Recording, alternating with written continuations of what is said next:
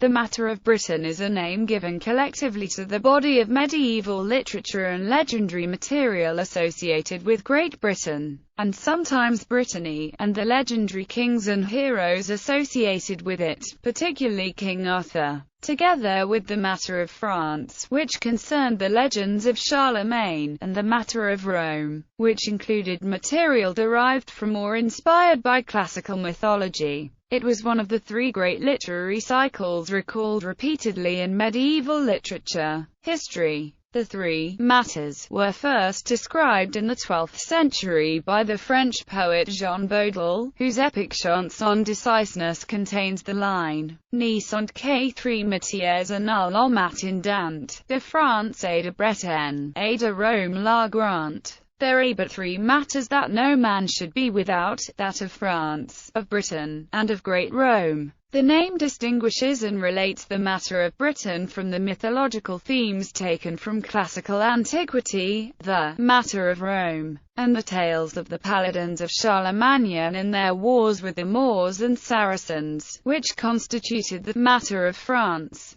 While Arthur is the chief subject of the matter of Britain, other lesser-known legendary history of Great Britain and Brittany is also included in the matter of Britain, including the stories of Brutus of Britain, King Cole, King Lear, and Gog Magog. See Legendary Kings of the British. Themes and subjects. Legendary history of Britain. It could be said that the legendary history of Britain was created in part to form a body of patriotic myth for the country. Several agendas thus can be seen in this body of literature. The Historia Brittonum, the earliest known source of the story of Brutus of Britain, may have been devised to create a distinguished genealogy for a number of Welsh princes in the 9th century. Traditionally attributed to Nennius, its actual compiler is unknown. It exists in several recensions. This tale went on to achieve greater currency because its inventor linked Brutus to the diaspora of heroes that followed the Trojan War, and thus provided raw material which later mythographers such as Geoffrey of Monmouth, Michael Drayton, and John Milton could draw upon, linking the settlement of Britain to the heroic age of Greek literature, for their several and diverse literary purposes.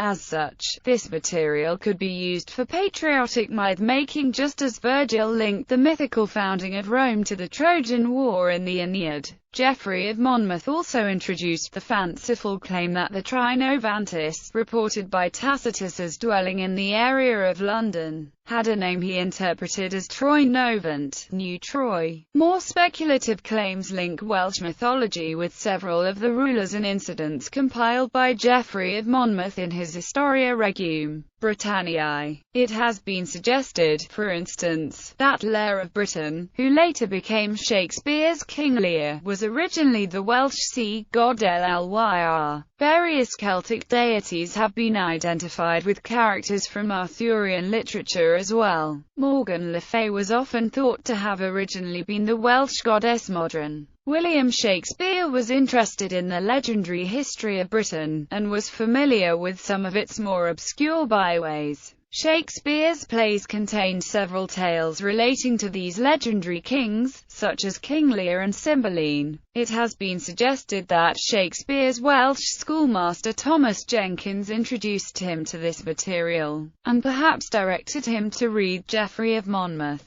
These tales also figure in Raphael Holished's The Chronicles of England, Scotland, and Ireland, which also appears in Shakespeare's sources for Macbeth. Other early authors also drew from the early Arthurian and pseudo-historical sources of the matter of Britain. The Scots, for instance, formulated a mythical history in the Picts and the Dalriata royal lines. While they do eventually become factual lines, unlike those of Geoffrey, their origins are vague and often incorporate both aspects of mythical British history and mythical Irish history. The story of Gabriel especially incorporates elements of both those histories. Arthurian cycle. The Arthurian literary cycle is the best-known part of the matter of Britain. It has succeeded largely because it tells two interlocking stories that have intrigued many later authors. One concerns Camelot, usually envisioned as a doomed utopia of chivalric virtue, undone by the fatal flaws of Arthur and Sir Lancelot.